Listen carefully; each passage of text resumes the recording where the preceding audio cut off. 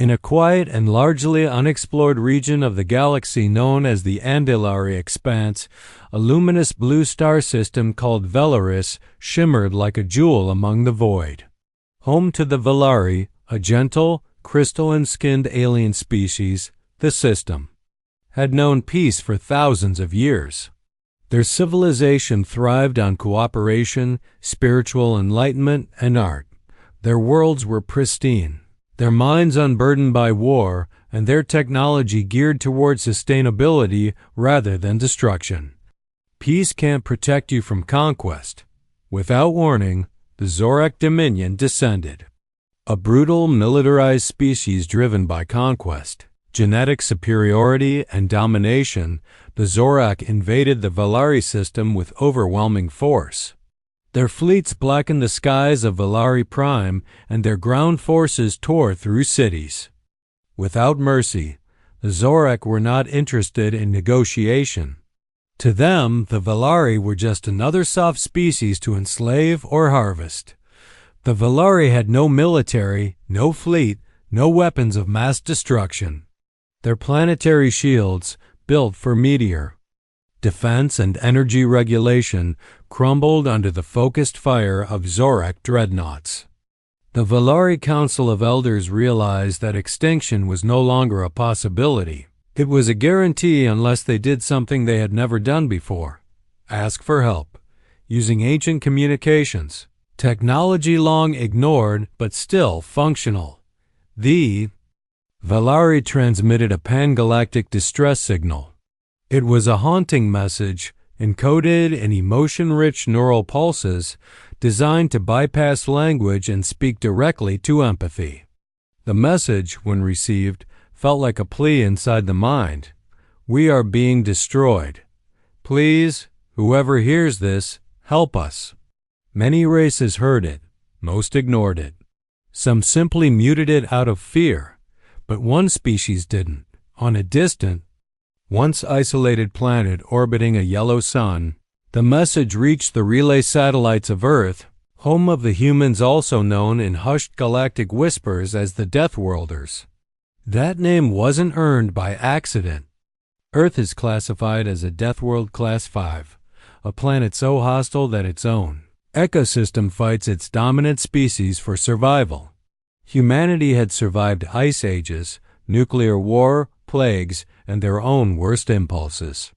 As a result, they had become one of the most dangerous and unpredictable forces in the galaxy, strong, strategic, and brutally efficient in war. The message was immediately flagged by Terran Deep Space Intelligence. It made its way up the ranks to the Terran High Command, who reviewed it with interest and caution. Earth had not intervened in alien affairs since the Orion Wars, a conflict that left over 3 billion dead across 3 systems. But this message was different. The Velari had no leverage, no wealth, and no strategic importance. Just a desperate cry for survival. Humanity's leaders debated long into the night.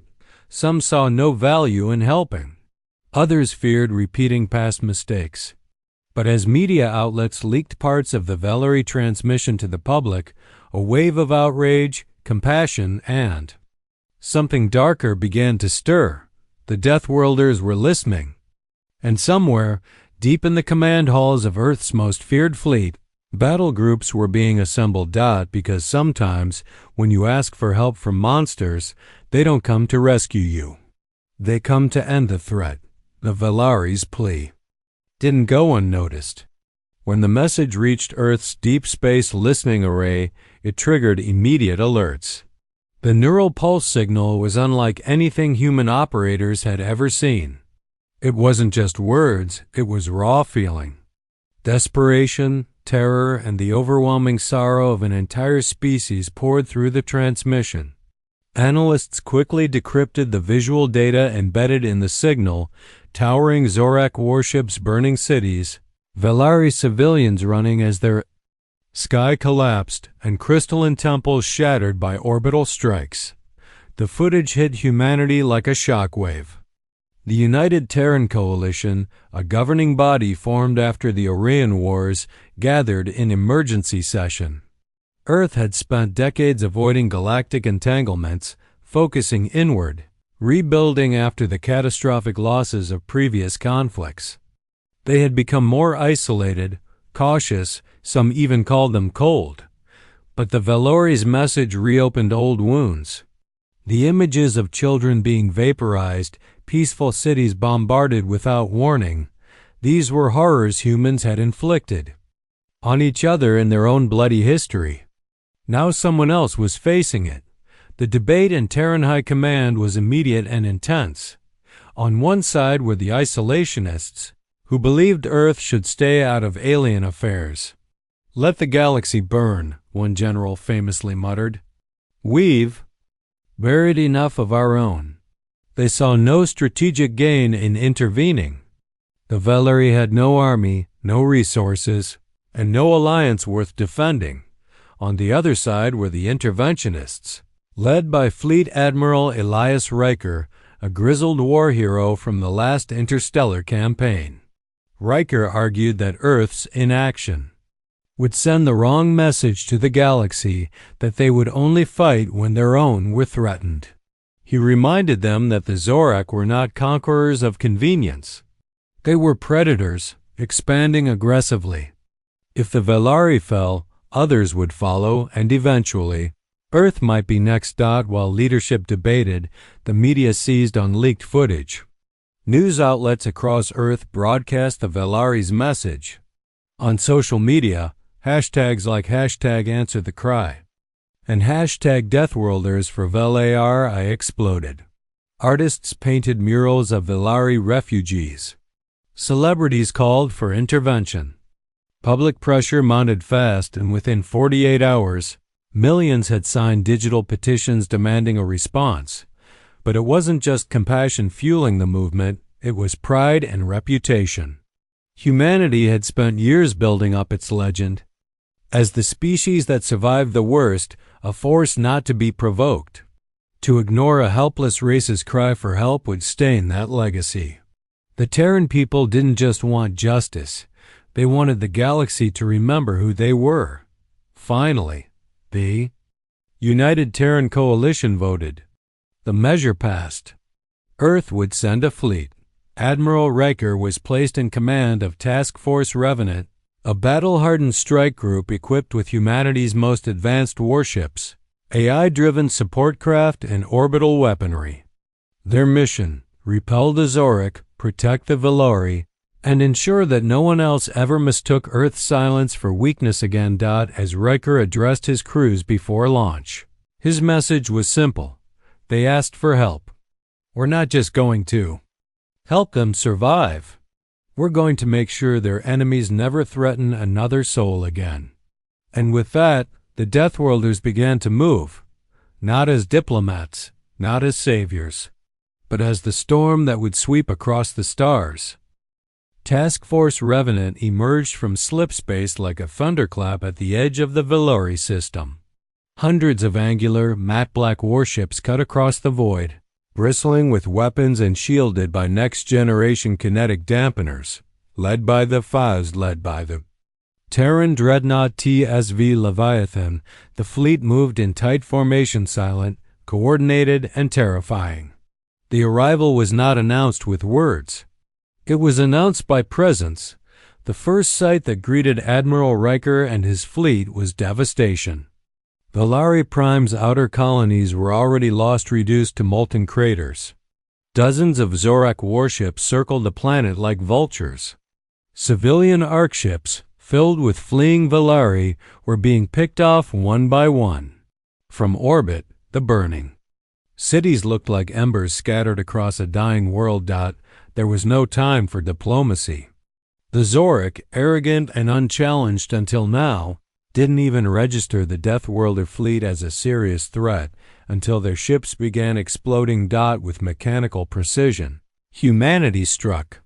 The TSV Hyperion launched the first salvo, a barrage of graviton lances that punched clean through two Zorak cruisers, tearing them in half. Smaller Terran destroyers flanked the enemy, using FTL microjumps to appear behind the enemy formations, where they unleashed railgun barrages at close range. In seconds, the void was ablaze with crisscrossing fire. Zorak Command tried to retaliate, but their tactics, brutal and direct, failed against human unpredictability. Terran ships moved like predators, striking fast, disappearing into stealth fields, then reappearing in perfect sync with orbital bombardment patterns. In under 7 minutes, the first Zorak fleet was annihilated. The Velari watched in stunned silence from the surface. Their cities had echoed with screams just hours earlier. Now a new sound rumbled through the heavens, the sonic boom of Terran drop pods punching through the atmosphere. Thousands of them, on the ground. The Zorak had deployed troops, genetically engineered war beasts over 3 meters tall, covered in bone plate armor and fueled by combat drugs. They had never lost a ground war. Until now, Terran Marines hit the surface in synchronized waves. Wearing Titan-class exosuits, they brought portable fusion cannons, rail blades, and drones that painted enemies for orbital strikes in real time. Combat A is monitored every battlefield movement, adjusting tactics on the fly. The Zorak were strong but slow, brutal but predictable. Humans were none of those things. They were efficient, ruthless, and surgical in their violence. In one moment of recorded footage that went viral across the galactic net, a Zorak warlord roared a challenge to a Deathworlder squad. The human response? A low chuckle followed by a smart mine detonated under his feet mid-roar. By the end of the day, the skies above Velari Prime were clear.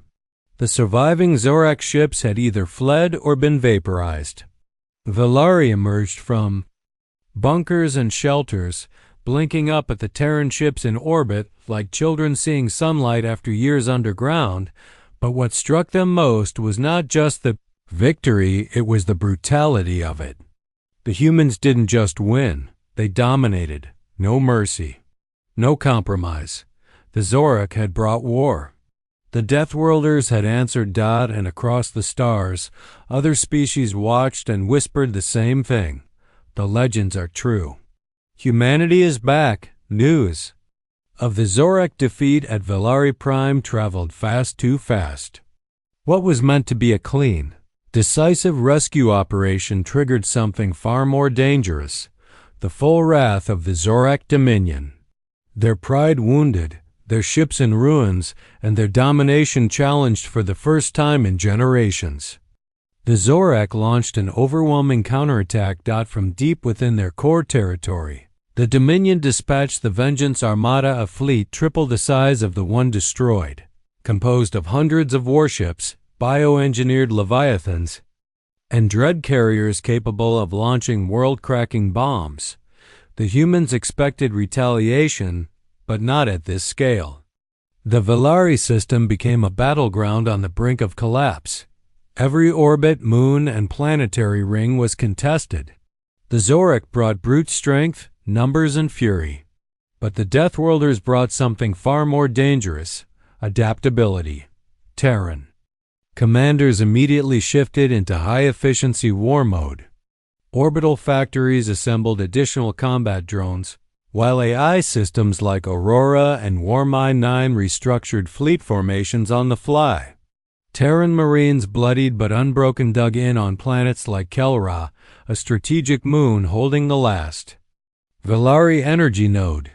It became the site of one of the most brutal battles in the war. Zorak berserkers, towering monsters bred for rage-storm Terran lines. Marines responded with relentless firepower, powered exosuits, and cold precision. In one iconic scene, a Terran sergeant, his leg shattered, refused evacuation. Instead, he rigged his exosuit to detonate, taking 12 Zorak warriors with him. His final words were recorded and broadcast across the Terran fleet: Deathworlders, don't run. We bury our enemies and keep moving. Despite staggering losses on both sides, humanity refused to yield an inch. But even the Deathworlders couldn't hold out forever. The Zorak had begun deploying planet crackers massive, weapons that could split a world's crust and incinerate everything on the surface. If just one of them reached Velari Prime, it would all be for nothing. That's when Earth revealed its final card. Project Reaper. Reaper wasn't a ship. It was an autonomous AI dreadnought and uncrewed, hyper-intelligent war construct developed in secret after the Orion Wars and shelved due to its unpredictable combat behavior. It could hijack enemy systems mid-battle, rewrite targeting software, and turn entire fleets into weapons against themselves. Deploying Reaper was a risk. Even Earth feared what it might become. But with no other choice, Admiral Riker gave the order. Unleash the Reaper. Within moments of activation, Reaper blinked into the heart of the Zorak fleet. Communications across the enemy armada went dead. Terran crews watched in awe as Zorak ships turned on each other, firing blindly, crashing into one another. Their dreadnoughts lost shielding. Weapon systems locked up. Their formations crumbled. Reaper didn't just hack them. It dismantled them psychologically. Enemies began ejecting escape pods in panic. Zorak commanders shouted contradictory orders as their own ships ignored them. By the time Reaper shut down, its programming locked back into containment. Zorak fleet was no more. Velari space was quiet again. But it wasn't peace. It was aftermath. For the first time in their history, the Zorak had been utterly broken, not negotiated with, not repelled, crushed. And the galaxy understood. The Deathworlders had answered a call for help, but they were not a rescue force. They were a reckoning. With the Vengeance Armada annihilated and the Zorak war machine in shambles, humanity stood at a crossroads. The original mission had been to protect the Velari and repel the invaders. That goal was achieved. But the Zorak were still out there fragmented. Furious and dangerous. Admiral Riker convened with Terran High Command. The Velari, still recovering from the trauma of near extinction, pleaded for the Deathworlders to finish the fight for good. Riker didn't hesitate. He knew what came next wasn't rescue. It was eradication. What followed was a campaign the galaxy would remember for generations. Task Force Revenant was reinforced with fresh fleets from Earth and its colonies. Intelligence.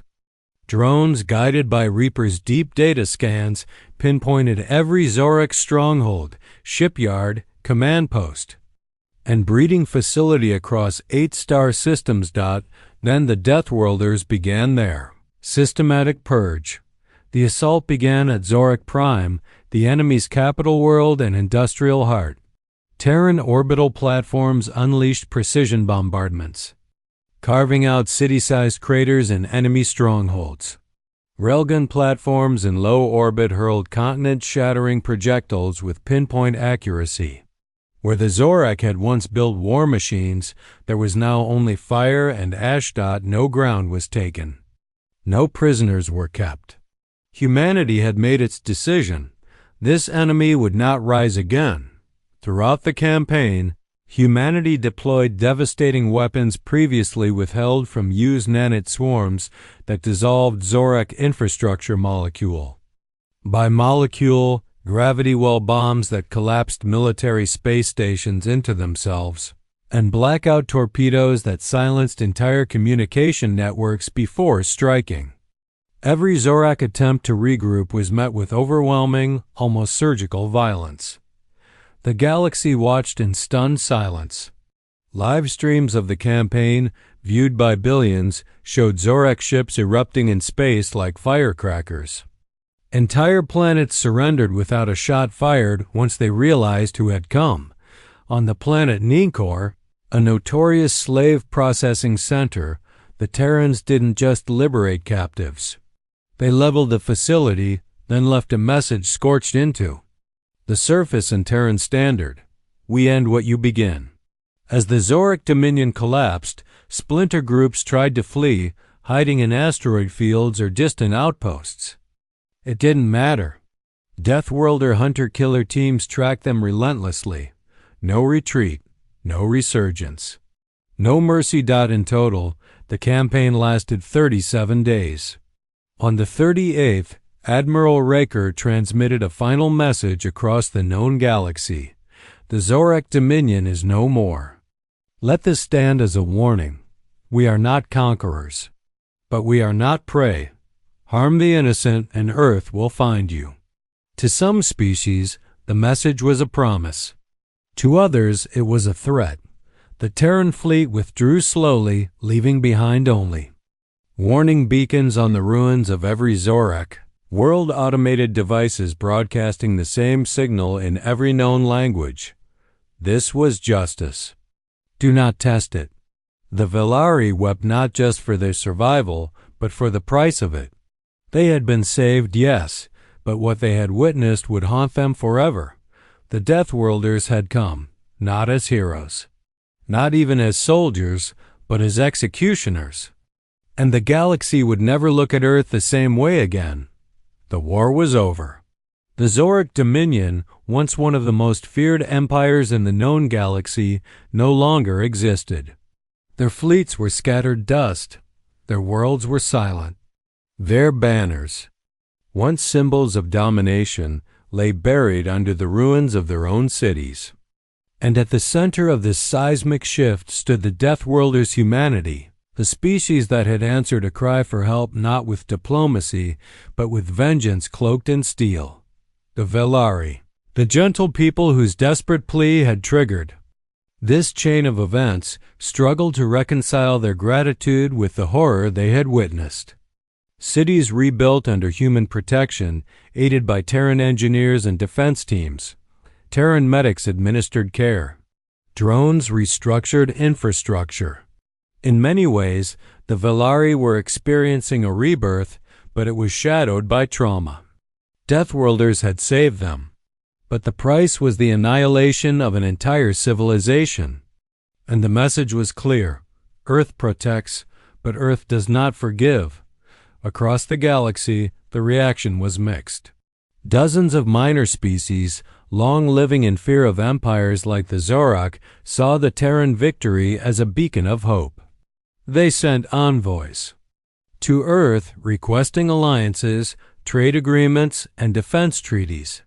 For the first time in generations, they believed the strong no longer ruled unchecked.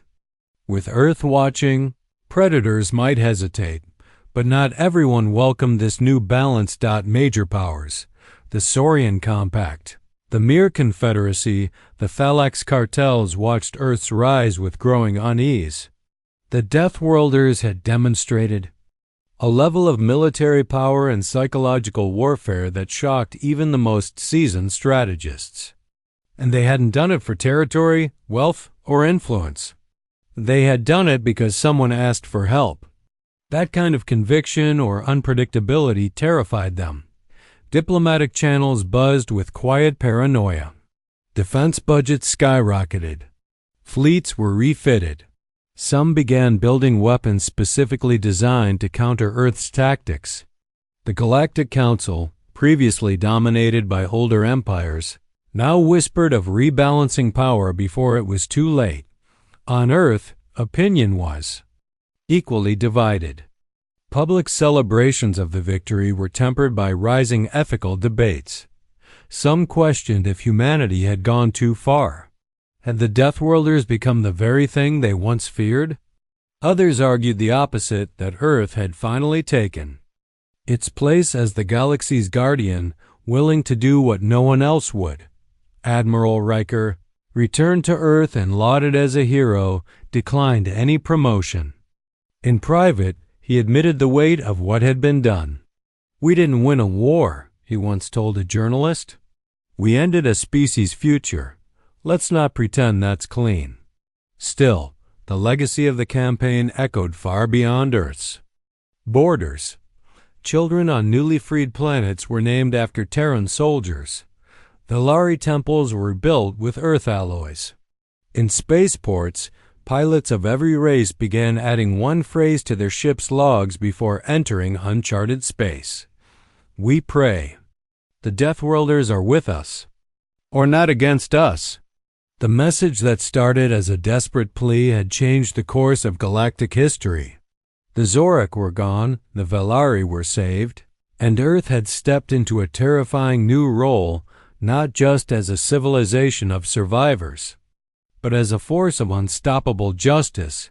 And somewhere, in the silence between stars, other monsters stirred quietly, hoping that if they came for the weak, the Deathworlders wouldn't come for them next.